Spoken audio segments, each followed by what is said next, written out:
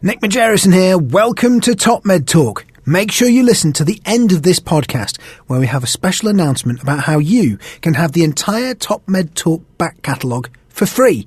Before that though, today's TopMedTalk is ASA 2018 San Francisco, the Smith's Medical Symposium on Enhanced Recovery. Recorded before a live audience, this Q&A session was at the meeting of the American Society of Anaesthesiologists, the ASA, at a specially hosted dinner where those in attendance and the online audience could submit questions. This is part 6 of 6, and this piece continues the conversation with Desiree Chappell and her guest Vincent Chan, Professor of Anaesthesia at the University of Toronto, with contributions from Monty Mythen, TopMedTalk Editor-in-Chief and Smith's Medical Professor of Anaesthesia and Critical Care at the University College London. TopMedTalk. All right, this is from Henry. I think this is a great question for all of us actually to consider in the room. Should we implement enhanced recovery into undergraduate and postgraduate medical training? No, I deal with residents all the time and medical students as well in my particular hospital. And it's interesting, I surveyed the room in one of my lectures because they make me do that for that. Anyway, and it was fascinating. I would tell you, last year, not a single hand went up. I would say 50% of the room had some kind of idea. And most of them had been through their surgical rotation as a medical student. And residents, I think, are cluing in.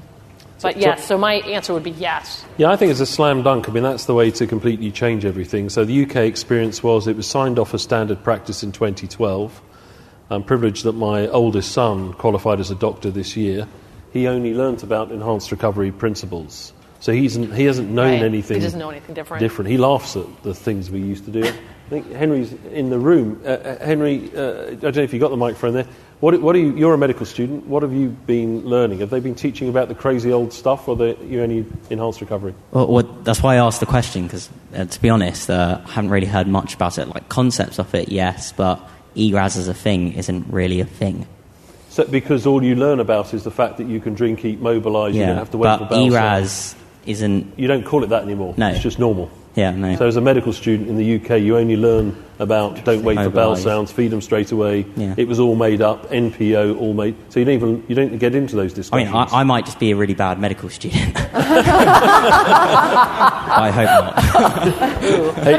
hey, Dad, if you're listening, I think Henry's Dad, if you hear me, I'm really good, I listen. And I think, the enhanced recovery is multidisciplinary, and I think it extends beyond medical training as well. So your nursing staff, your dietitians, nutritionists, allied health professionals, CRNAs, anyone that's touching that patient through their medical journey, we should all be learning about this in our training. So I think that all of us can play a role in that. So pretty cool. All right. So is enhanced recovery program a similar concept to perioperative surgical home? That's a great question. So that's you. That's Monty. Yeah, I think it is. It's all the same stuff. Yeah, I think it has different names, right? Yeah, I mean, you can call it what you want. Different, right. I was privileged enough to write an editorial with some of the PSH original people who call it fast track, enhanced recovery, perioperative medicine. It's all the same stuff. Yeah, get on with it. Henrik still calls it fast track. So, yep. Is there a limit to the volume of clear fluid that can be taken up until 2 hours before the procedure? So do you guys do? No, we don't. We say as much water as you'd like to drink up until 2 hours, and then at 2 hours it's not a couple hundred cc's. I think it's 200, 250 cc's is our drink that we're using right now. So the answer to that is no. Yeah, ours is 400 by default. Just that's because the volume comes into 2 hours. No one knows really. Yeah. So the stomach empties very quickly, but they seem pragmatic recommendations. We let patients sip small amounts of fluid up until the very last minute to keep their mouth dry and to keep them satisfied. Yeah, Dr. Chan, do you have anything to add to that? No different. Okay. Some cost-saving institutions just take some elements from enhanced recovery. Are we wasting our time then? Do you know? What is your experience? I think you need to do it all for it to really move the needle. That's my opinion. But maybe that's after I've done this, that I have that sense. If I was only doing part of it, I probably wouldn't know any better. So, can you call it enhanced recovery if you're doing it? No, but I mean, you can introduce multimodal analgesia and avoid opiates and you'll probably get a return on it. Right. You can do advanced hemodynamic monitoring, goal-directed fluid therapy, and tidy that up and probably get a return on it. If you want to call it ERAS, you've got to do it all.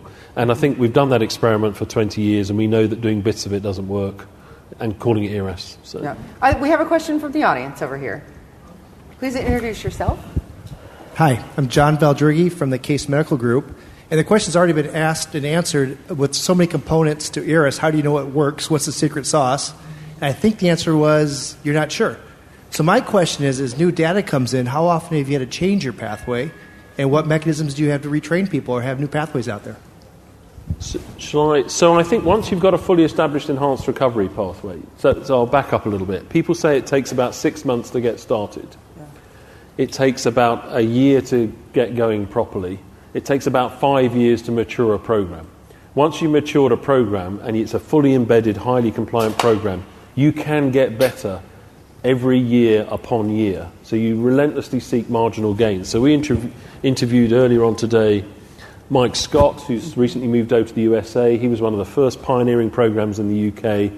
They got down to 23-hour stay right hemicolectomies with 0% readmission rates. Wow. That's the ambition, is you can do day case almost anything if you have the ambition, if you see what I mean. So, and that is relentless pursuit of marginal gains with zero tolerance of sloppy practice.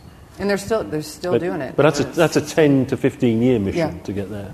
Yeah. Weird question, Gary. Yes, Gary Bridges. Gary Bridges, president of the AANA. Question: so you're under bundle payment systems, yep, right? And so I think you've highlighted a critical piece of this is the partnership that's multidisciplinary, not just the practitioners, but the administrators, the C-suites. Have you been tracking, and what percentage, if you have been tracking, of reduction in expenditures that actually goes to the margin of the institution? Because we're seeing enhanced recovery clearly. Patients do better, they're happier, etc. So we know it works when you implement and execute appropriately according to the 20 years of work that have been done. So yeah, I'm glad you asked. It's actually a great question. Should have said it earlier. So absolutely, we sat down with our CFO and really came up with what numbers we could, which of course that transparency is always difficult to figure out. We figured out the cost to implement our program. We figured we would how many patients we would have within the first year and over 5 years, and did a sensitivity analysis. We realized we would reduce, our hospital stay for a baby is about $200. That's low. We also calculated about $2,000 savings per day for mom. So if you think about that, we reduced from 3.7 down to 2.1 over 100 patients. The return on investment was over 450%. So it was a no-brainer to do that. But the sensitivity analysis was really great to do because we plummeted all those numbers right in front of our CFO, and that was the win. And the reason why I asked that question is because certainly in the United States, MACRA is hitting in 2019. So if you're not market competitive, yes, you're going to fail and you're going to go bankrupt moving into the future unless you get into an ACO. So thanks. Oh, my pleasure. Yeah. So we literally have a minute or second before we have dessert, and we know that's really the most important part of the meal anyway. So I'm going to skip down to, and we asked this question to Professor Collette yesterday, is what is the future of enhanced recovery? Monty, I'm going to ask you this question. So I think if you've got a fully implemented enhanced recovery program, in all forms of elective surgery, emergency surgery, to touch at the top, trauma, it all works, and in medical pathways, pneumonia pathways. So you have a total enhanced recovery system, which is where Kaiser Permanente say, and I don't know if there's any in the room, but the headquarters say they're going, i.e. enhanced recovery hospitals overall. Then after that, it's really what we call perioperative medicine in the perioperative space. So it's what can we do on a population health level to address anemia, diabetes, fitness, smoking cessation, sleep apnea, to reduce, to further improve the outcomes from surgery. Yeah. So that is the future. The future enhancement. Enhanced Recovery 3.0 is perioperative medicine, which is population health medicine. Yeah, Right. absolutely. It's great. Well, It's that simple. There is someone there. We should we do have one question because someone from the audience. We'll just get a Jeff, we microphone have one more back to them here. for 1 second. Oh, we actually have a couple more. So, are we cool to keep going, Jeff, for a minute? Yep. Carol Mulligan, Coastal Ambulatory Anesthesia, Savannah, Georgia. Is there any modification for the patient who is a definite difficult airway or the morbidly obese? I'm talking the 50 BMI type patient with this fluid ingestion. In the context of Caesarian section or overall with enhanced Overall, both our pregnant 50 We have BMI them. and our regular You 50. have them. No, I practice in Alabama. You do have, believe it or not, I practiced there for a year. We had this conversation. You talk about it, but we don't modify because the condition of what's left in the stomach is not improved by starvation compared to drinking. That is a really important point people have to get their head around.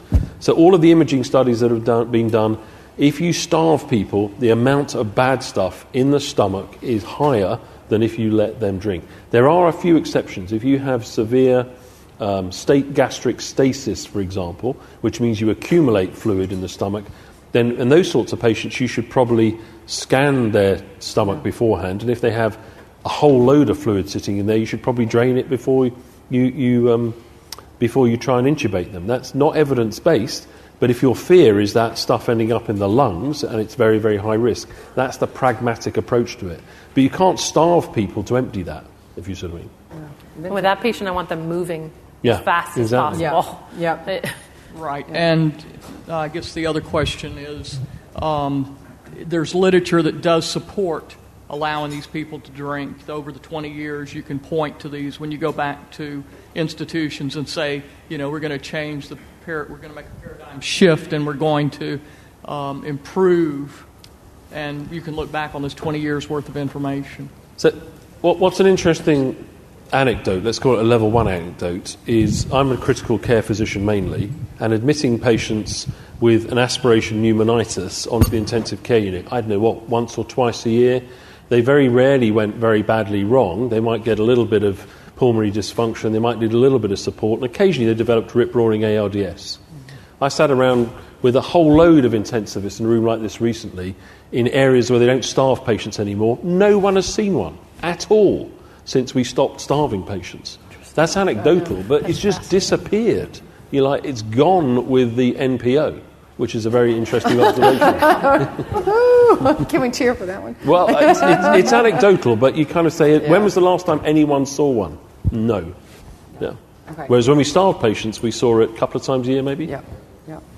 Yes, we have one question. And then we must stop. And then, we have 1.5 minutes. Your souffle is collapsing. I know. That's right.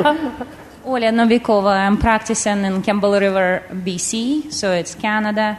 I have a privilege to be on committee for ERAS, and we actually were trying to implement ERAS for colorectal surgery. Now, most of our surgeons are actually accepting our protocol. My question is, what we did, we implemented in our committee a patient, so a patient view on ERAS as well, and patient come up with this extremely interesting idea to have a passport for the patient. So we actually had incorporated pre-rehabilitation, ERAS, and post-operative recovery. And the patient was a major component of developing this protocol. So now we have each patient who is going for ERAS carrying this specific passport. It's called passport for enhanced recovery after colorectal surgery, but now we had to scratch colorectal surgery because most of our physicians are interested to continue with pre-rehabilitation. My question is, do you have something like that established in your institution, or if there is similar, I don't want to sound extremely vain, but we feel that we are the only institution right now who are having this passport implemented in Canada, actually. I'm not sure about the entire North America and elsewhere. Do you have something like that? So if you're saying a sort of patient passport, or as it was called in the UK, a patient diary that they owned and tracked their own enhanced recovery pathway. Don't tell anyone in Canada, but it's done a long time ago in lots of places. But I would hang on to the belief that you're the only ones doing it at the moment. Call it a passport. Keep going. Keep going with it. Keep going. That's good. Own it. Yes, definitely own that. So we're going to wrap up this evening. Thank you all so much for joining us and sitting down with us here at Smith's Medical Education Symposium in TopMedTalk. We really appreciate all the questions and engagement from you guys. Thank you so much to Dr. Chan. Thank you very much. Thank you so much to Dr. Cherot. Yes. All right. So please enjoy your desserts. Please be sure to tune in to TopMedTalk over the next day or so to listen more to the live stream and what we're going to be doing from the Smith's Medical booth. Please join us there. Thank you, everyone who's been listening at home. Dan Lavarino, thank you. We hear you. And we'll talk to you soon. Thanks so much. Cheers. TopMedTalk. I mentioned at the start our back catalogue of over 300 podcasts. You can download all of these completely free today. TopMedTalk is committed to open source publishing and will remain so for all new material. As we continue to grow beyond our expectations in subscribers and engagement of thought leaders around the world, we will be diligently working to enhance the experience of our listeners by creating a back catalogue, a highly curated collection of our podcasts, advanced search options and special bonus features. This will be available through our new app at a fee. So we encourage you to download all of the podcasts right now. It's completely free through to the end of this month and contains some absolute classics from some of the greats. Enjoy.